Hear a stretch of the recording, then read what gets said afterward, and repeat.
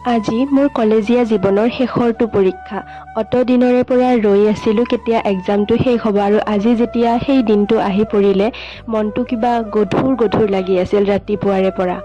আৰু এনেকৈ আমি সকলোৱে মিলি লাষ্ট টাইমৰ কাৰণে একেলগে এক্সাম দিবলৈ গ'লোঁ। পৰীক্ষা হলত গৈ পাওঁতে বাৰে বাৰে মনলৈ আহিছিল এই কেইবছৰৰ অগণন স্মৃতি। প্ৰথম দিনা কলেজলৈ অহা, নতুন বন্ধু বনোৱা, ক্লাছৰ হাঁহি ধেমালি, একেলগে পঢ়া, পৰীক্ষাৰ আগৰ টেনশ্যন, হোষ্টেলৰ নিশা জগা আড্ডা, সকলো যেন এখন ছবিৰ দৰে চকুৰ আগেদি পাৰ হৈ গৈছিল। এক্সাম দি পৰীক্ষা হলৰ দুৱাৰখন পাৰ হৈ আহোঁতে বুজিলোঁ যে হয়তো এনেদৰে বন্ধু বান্ধৱী, শিক্ষক শিক্ষয়িত্ৰী আৰু কলেজৰ পৰিৱেশৰ সৈতে প্ৰতিদিন দেখা হোৱাৰ দিনবোৰ এতিয়া শেষ হ'ল।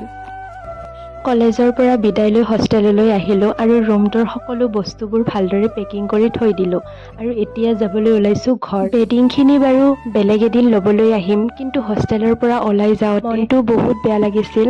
চকুৰ পলকতে সকলোৰে লগত কটোৱা মধুৰ সময়বোৰ ইমান সোনকালে গুচি গ'ল। সেইদিনা হোষ্টেললৈ আহিছিলোঁ আৰু আজি যাবৰে